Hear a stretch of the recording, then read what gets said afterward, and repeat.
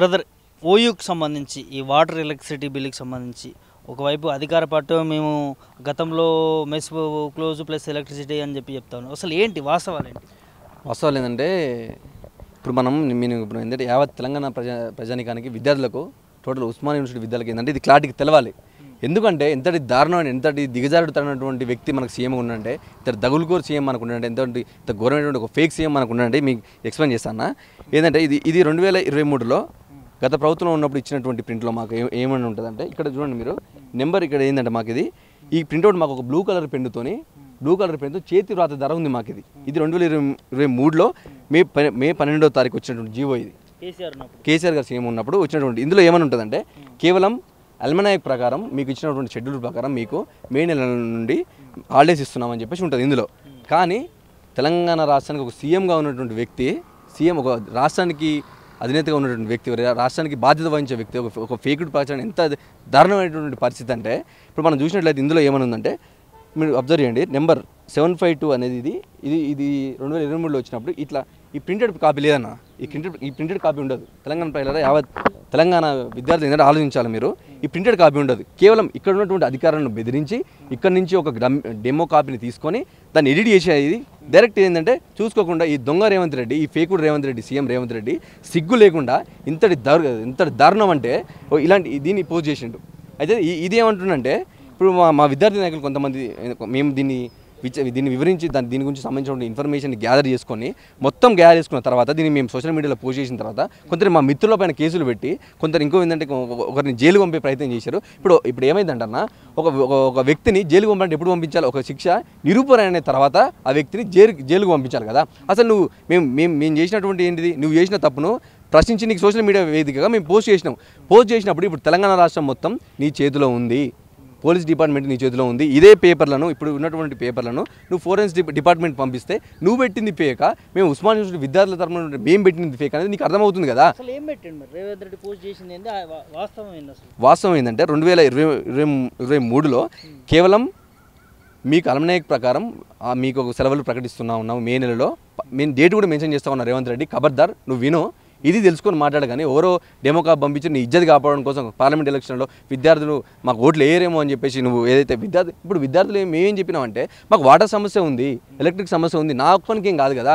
Osmania university Godavari hostel కావచ్చు, Maner hostel కావచ్చు, old PG కావచ్చు, న్యూ పీజీ కావచ్చు, హాస్టల్లో ప్రతి రూమ్కు రా. మీ ముఖ్యమంత్రి వస్తారా, ఉపముఖ్యమంత్రి బట్టిమిక్కల వరకు వస్తారా, రండి వచ్చి మాట్లాడండి కదా. నేను ఒక్కరిని దీని సమస్య గురించి చెప్పట్లేను కదా. అప్పుడు ఏమని ఉందంటే, కేవలం మాకు అల్మనాయక్ ప్రకారం హాలిడేస్ ఉన్నాయని చెప్పేసి వచ్చినటువంటి సర్క్యులర్ని దాన్ని ఎడిట్ చేసేసి దొంగ రేవంత్ రెడ్డి, ఇది ఒక కాంగ్రెస్ ప్రభుత్వం, దాన్ని ఎడిట్ చేసేసి గత ప్రభుత్వంలో కూడా ఎలక్ట్రిసిటీ మరియు వాటర్ షార్టేజ్ ఉందని చెప్పేసి మేము సెలవులు ప్రకటిస్తామని చెప్పి చెప్పిండు. ఇంకో విషయం ఏంటంటన్నా, ఈ దొంగ రేవంత్ రెడ్డి మా మీద ఇలాంటి కేసులు పెడుతుంది కాబట్టి ఇంకా ఇది మెయిన్ అన్న. ఏంటంటే ఇది ఒక గ్రూప్, ఉస్మానియా యూనివర్సిటీలో ఒక డిపార్ట్మెంట్కి సంబంధించిన గ్రూప్. ఈ గ్రూప్లో ఈ మెసేజ్ ఎప్పుడు వచ్చిందంటే 2023 మే 12వ తారీఖున వచ్చినటువంటి స్క్రీన్ షాట్. ఇది నా ఒక్క మొబైల్లో కాదు, యావత్ ఉస్మానియా యూనివర్సిటీ ఉన్నటువంటి ఎన్ని డిపార్ట్మెంట్లు అయితే ఉన్నాయో అన్ని డిపార్ట్మెంట్లలో ప్రతి విద్యార్థి ఫోన్లలో ఈ యొక్క సర్క్యులర్ ఉంటుంది. దీన్ని మేము 2023కి వెళ్ళి ఆ యొక్క గ్రూప్ని మేము ఎడిట్ చేయలేం కదన్న. డేట్ చూడండి మీరు, 2023లో మే 12వ తారీఖున గత ప్రభుత్వం ఉన్నప్పుడు వచ్చినటువంటి సర్క్యులర్ ఏ విధంగా ఉంది, ఇక్కడ ఏ విధంగా ఉంది, బ్లూ కలర్ ప్రింట్ అనేది చేతి రాత ధర ఉంది. కానీ ఒక రేవంత్ రెడ్డి ఇచ్చిన దాంట్లో ఏముంటుంది, ఇక్కడ ఉన్నటువంటి ఏంటంటే ఇది ఒక సిస్టంలో టైప్ చేసినట్టు ఉంటుంది. ఇది ఇక్కడ దొరికిపోయింది దొంగ రేవంత్ రెడ్డి. అయ్యా రేవంత్ రెడ్డి గారు సిగ్గు తెచ్చుకో. ఎప్పుడైనా నువ్వు మాకు వాటర్ షార్టేజ్ ఉంది, ఎలక్ట్రిసిటీ ఉంది అన్నప్పుడు దాని గురించి విచారించి ఒక ఓయూ అధికారులను పిలిచి ఇది నిజమేనా వాస్తవేనా అని చెప్పేసి మా సమస్యలను తీర్చాలి. కానీ నీ ప్రభుత్వాన్ని కాపాడడం కోసం, నీ ప్రభుత్వం బ్లేమ్ కాకుండా ఉండడం కోసం ఒక ఫేక్ జీవన్ కేర్ చేస్తే సిగ్గుండాలి కదా నీకు కొంచెమైనా. ఇది నిరూపణ అయితే అయిన తర్వాత మేము పెట్టినటువంటి సర్కిల్ ఏదైతే ఉందో అది ఫేక్ అయితే నువ్వు అప్పుడు మమ్మల్ని శిక్షించు. దానికి మేము జైలు పోవడానికైనా మేము సిద్ధంగా ఉన్నాం. అంతేగాని దీని గురించి మీరు విచారించకుండా, దీని గురించి కనీసం ఒక ఫోరెన్సిక్ ల్యాబ్ పంపకుండా, ఒక పోలీస్ శాఖకు పంపకుండా మీరు డైరెక్ట్గా మా నాయకులపై కావచ్చు, మా విద్యార్థి నాయకులపై మీరు కేసులు పెట్టి ఎట్లా జైలుకు పంపిస్తారని ప్రశ్నించావు నాన్న. ఖబర్దార్ రేవంత్ రెడ్డి, నువ్వు దీన్ని ప్రూవ్ చేయి. ఇదే ఉస్మానియా యూనివర్సిటీ దగ్గర నేను ముక్కు నెలకు రాస్తా, నువ్వు పెట్టింది నిజమైతే. నువ్వు నీ సీఎం పదవికి రాజీనామా చేస్తావా? ఖబర్దార్ రేవంత్ రెడ్డి, ఇక్కడైనా సిగ్గు తెచ్చుకో. సమస్య ఉందని చెప్పేసి విద్యార్థులు రోడ్డుపైకి వచ్చి మాకు ఏం పనిలేక నా విద్యార్థి మొన్న మీ ఇక్కడ 2 గంటల దాకా 3 గంటల దాకా తెల్లారినాక మేము ధర్నా చేసింది ఏం టైం పాస్కా? ఎందుకు ఇంత పరిస్థితి వచ్చింది కాంగ్రెస్ పాలనలో ఏమైందంటే, ఇప్పుడు రేవంత్ రెడ్డి గారు వచ్చిన తర్వాత ఇక్కడ ఉన్నటువంటి అన్ని మిల్లర్లను కావచ్చు, ఇతర వ్యక్తులను కావచ్చు, బిజినెస్ మ్యాన్లను కావచ్చు భయభ్రాంతులకు గురి చేసి సంచులను ఢిల్లీ తీసుకునే సరిపోతుంది కదా, ఇక్కడ నుంచి ఢిల్లీ నుంచి ఇక్కడికి ఈ ఫ్లైట్ ఛార్జీలే సరిపోతున్నాయి కదా. విద్యార్థులకు సంబంధించి ఇంతవరకు కూడా తెలంగాణ రాష్ట్రంలో ఇన్ని రోజులు గడుస్తున్నా కూడా ఇంతవరకు విద్యాశాఖ మంత్రి గతిలేడు. అది ఇప్పుడున్న కాంగ్రెస్ ప్రభుత్వంలో ఇంత దారుణమైన పరిస్థితి ఉంది. ఇంకే మేము ఎవరికి చెప్పుకోవాలి, సమస్య ఉందని చెప్తేనే ఒక ఫేక్ అవి రిలీజ్ చేసేసి గత ప్రభుత్వం కూడా అట్లా చేసింది, మా ప్రభుత్వం కూడా గట్టేసి అని చెప్పేసి చెప్తుండు కదా. ఒక ముఖ్యమంత్రి స్థాయిలో ఉండి సిగ్గుండాలి కదా కొంచెమైనా. ఇప్పుడు నేనేమంటున్నా అంటే నా ఒక్క మొబైల్లో కాదు, ఉస్మానియా యూనివర్సిటీలో ఎంతమంది విద్యార్థులు అయితే ఉన్నారో వాళ్ళు ప్రతి ఒక్క మొబైల్లో ప్రతి ఒక్క డిపార్ట్మెంట్లో ఈ యొక్క కాపీలు ఉంటుంది. దాంతోపాటు మొన్న మేము చూసాం, మేము కూడా 2 రోజుల క్రితం వాటర్ కొరత ఉంది, ఎలక్ట్రిసిటీ కొరత ఉంది, మమ్మల్ని హాస్టల్ నుంచి పంపిస్తున్నారని చెప్పి ఆడపిల్లలు కూడా విద్యార్థినులు కూడా ఆవేదన పడతా ఉన్నారు. అసలు ఎందుకు ఇంత పరిస్థితి? ఇప్పుడు ఇంత పరిస్థితి ఎందుకంటే పట్టించుకునేటోళ్ళు లేరు కదా. ఇప్పుడు ప్రభుత్వం మారిన తర్వాత ఇక్కడ ఉన్నటువంటి అధికారులు కావచ్చు అంటే రిస్క్ రేవంత్ రెడ్డి ఏం చూస్తాడులే ఏందని చెప్పేసి ఫ్రీ అయిపోయారు. ఇప్పుడు విద్యార్థులు అంతమంది ఆడబిడ్డలు, ఆయనకు కూడా ఒక బిడ్డ ఉంది కదా, కనీసం పట్టించుకోవాలి కదా. అన్ని గంటలు మేము కొన్ని గంటల పాటు అక్కడ ధర్నా చేసిన తర్వాత ఒక ట్యాంకర్ పంపించిండు. ఇప్పుడు అబ్బాయిల కంటే వేరు విషయం కనుక అమ్మాయికి, విద్యార్థినులకు, మహిళలకు, అక్కలకు, చెల్లెలకు ఎంత అవస్థపడి ఉంటారు వాటర్ లేక, వాళ్ళకి ఎంత పర్సనల్గా ఉంటాయి, ఎన్ని విధాలు వాళ్ళు ఇబ్బంది పడి ఉంటే ఏ మాత్రం ఇబ్బంది లేకుండా కేవలం నీ ప్రభుత్వాన్ని బదనాం చేయడం కోసం అంతమంది విద్యార్థులు రోడ్డుపైకి వచ్చి కూర్చొని నీకు టైంపాస్ కోసం చేస్తారా? మహిళలకు, ఆడబిడ్డలకు ఏం పని లేదు హాస్టల్లో? మాకు బాధలు ఉన్నాయి, కనీసం మేము కడుక్కున్నటువంటి ప్లేట్కి కూడా కడుక్కోవడానికి నీళ్ళు లేవు, కనీసం తాగడానికి నీళ్ళు అని చెప్పి సమస్యను చెప్తే లేదు కేవలం మా ప్రభుత్వాన్ని బదనం చేయడం కోసం మాత్రమే అని చెప్పేసి చెప్తే ఉస్మానియా పిచ్చోళ్ళ. ఇప్పుడు ఏంటంటే ఒక విద్యకు సంబంధించిన దాంట్లోనే ఇంత ఘోరమైనటువంటి ఫేక్ నువ్వు రిలీజ్ చేస్తే తెలంగాణ రాష్ట్రాన్ని ఎంత దీన స్థితిలోకి, ఎంత దరిద్రమైన స్థితిలోకి నువ్వు తీసుకుపోతావు. ఒక విద్యకు సంబంధించినటువంటి దానిలోనే నువ్వు ఇంత ఫేకు సర్కులను రిలీజ్ చేస్తే ఇతరితర పనులలో, ఇతరితర సంబంధించినటువంటి శాఖలలో నువ్వు ఎంత దారుణంగా ఒడుగడతావు ఈ పరిపాలనలో? భయభ్రాంతి. ఇప్పుడు ఉన్నటువంటి తెలంగాణ రాష్ట్రంలో మొత్తం కూడా విద్యార్థులు కన్ఫ్యూజ్ అయిపోతున్నారు, ఇదేంది పరిస్థితి అని చెప్పేసి ప్రతి ఒక్కరు అనుకుంటున్నారు కదన్నా. ఇప్పుడు తెలంగాణ ప్రజలు కూడా ఏంది పరిస్థితి అని చెప్పేసి ఇప్పుడు ఉన్నలో చూసుకున్నా కూడా ప్రతి ఒక్క దగ్గర సమస్యలు ఉన్నాయి, ఎలక్ట్రిసిటీ సమస్యలు ఉన్నాయి, వాటర్ సమస్యలు ఉన్నాయి. ఇప్పుడు ఓయూకి వచ్చేటటువంటి విద్యార్థులు ఎక్కడి నుంచి వస్తారు? ఉస్మానియా యూనివర్సిటీ విద్యార్థులు ఎవరు? తెలంగాణ రాష్ట్రం నుండి నలుమూలలో ఉన్నటువంటి ప్రతి ఒక్క గ్రామం నుంచి కూడా ఒకళ్ళు వస్తారు ఇక్కడికి. అంటే ఇప్పుడు ఉస్మానియా యూనివర్సిటీ నుండి చదువుకునే విద్యార్థుల పరిస్థితి ఎట్లా ఉంటే ఇక గ్రామాల పరిస్థితి ఎట్లా ఉంటుంది, ఇక్కడ రైతుల పరిస్థితి ఎట్లా ఉంటుంది, ప్రజల పరిస్థితి ఎట్లా ఉంటుంది? ఇంత ఘోరమా? నేను గెలిపించింది ఇదేనా ఇందిరమ రాజ్యం అంటే? ఇందిరమ రాజ్యం ఇది ఇందిరమ రాజ్యం కాదు, కేవలం ఇది ప్రతీకార రాజ్యం లాగా ఉన్నది. ప్రతీకారం తీర్చుకుంటున్నారా? అంతే కదా. ఇప్పుడు మేము మాకు సమస్య ఉందని చెప్తేనే నువ్వు ఇంత ఫేకుడు చేసినప్పుడు ఇంకెట్లా నువ్వు మా సమస్యలు తీర్చేది?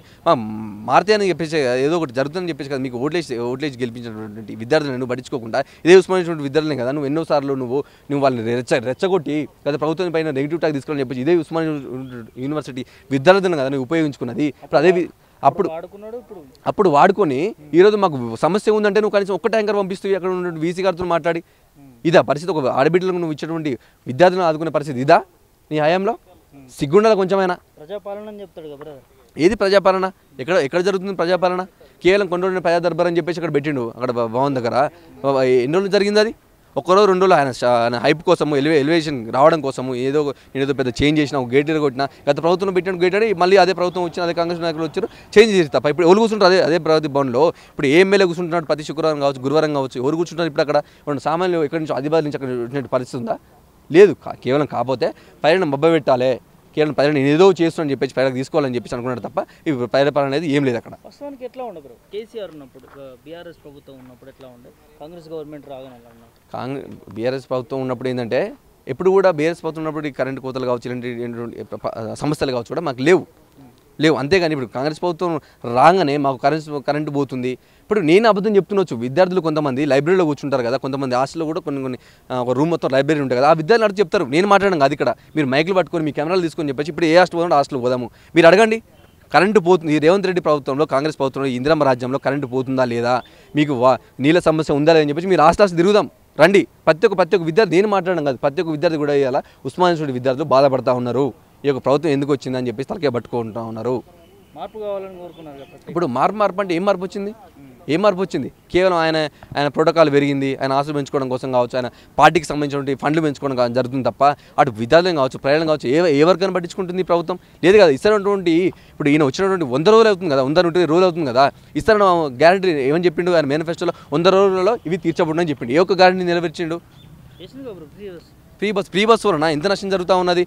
ఒక రకంగా ఇప్పుడు మనం రోజు గొడవ మీరు సోషల్ మీడియా చూసినట్టయితే అటు మా భార్య కోసం సీట్ కోసం అని చెప్పేసి కొట్టుకోవడం, మహిళలు కొట్టుకోవడం, ఇది ప్రజాపాలన అంటే ఇదా ఫ్రీ బస్ అంటే? ఇప్పుడు నువ్వు ఇస్తున్నటువంటి ఫ్రీ బస్ అని పెట్టినావు, అదే పథకంలో అదే మహిళలకు సంబంధించిన పథకంలో నువ్వు ప్రతి ఆడబిడ్డకు 2500 ఇస్తా ఉన్నావు, ఇచ్చినావా? లేదు. ప్రతి ఆడబిడ్డకు ప్రతి విద్యార్థికి నువ్వు ప్రతి మహిళకు ఎలక్ట్రిక్ స్కూటీ ఇస్తావా? ఇచ్చినావా? లేదు. అది పోయింది. ఇంకేంటంటే ప్రతి ఆడబిడ్డకు 2500 ఇస్తావా? అది లేదు. ప్రతి ఒక్క తెలంగాణలో ఉన్నటువంటి ప్రతి విద్యార్థికి నువ్వు ఒక కార్డులాగా పెట్టి ప్రతి విద్యార్థి అకౌంట్లో 5 లక్షల రూపాయలు వేస్తా ఉన్నావు. ఆ 5 లక్షల రూపాయలతో నువ్వు బీటెక్ చదువుతూ నువ్వు డొనేషన్ ఇచ్చుకో, లేకపోతే ఇంటర్ కాలేజ్ చదువుతూ నీకు కాలేజ్ ఫీజు కట్టుకున్నాడు కదా, 5 లక్షలు నిరుద్యోగ వృత్తి ఒకరిని అడుగుతున్నామో, ఇప్పుడు ఉన్నటువంటి ఉప ముఖ్యమంత్రి అడుగుతున్నా మేము ఇప్పుడు చెప్పినా అంటాడు. అదే సంబంధించినటువంటి వాళ్ళ ప్రియాంక గాంధీ గారు ఇక్కడ పెట్టినటువంటి సభలో, అంత పెద్ద సభలో అక్కడ దేశ రాజకీయాల్లో ముఖ్యమైన వ్యక్తే మేము ఇస్తానని చెప్పిన అంటారు. ఇప్పుడున్నటువంటి నాయకులు, ఇక్కడ ఉన్నటువంటి సీఎం గారు మేము ఎప్పుడని చెప్పేసి అంటాడు. వీడియో ప్రూఫ్లు ఉంటాయి. ఇది ఎక్కడి దౌర్భాగ్యం పరిస్థితి. వీడియో ప్రూఫ్లు ఉంటాయి, ఆడియో ప్రూఫ్లు ఉంటాయి. మీరు చెప్పినటువంటి మాటలు మేము మాట్లాడుతూ ఉంటే మేము ఎప్పుడు ఇచ్చిన అంటాడు. ఏ యొక్క అంశం నెరవేర్చిన 500 రూపాయలు వంట గ్యాస్ అంటే గ్యాస్ ఇక్కడ పోయింది లేదు కదా. ఇంతటి దౌర్భాగ్యమైన పరిస్థితి. రేవంత్ రెడ్డి గారు త్వరలోనే విద్యార్థులు కావచ్చు, ప్రజలు కావచ్చు, ప్రతి ఒక్కరు కూడా నీ ప్రభుత్వానికి బుద్ధి చెప్పబోతా ఉన్నారు. ఖబర్దార్ రేవంత్ రెడ్డి.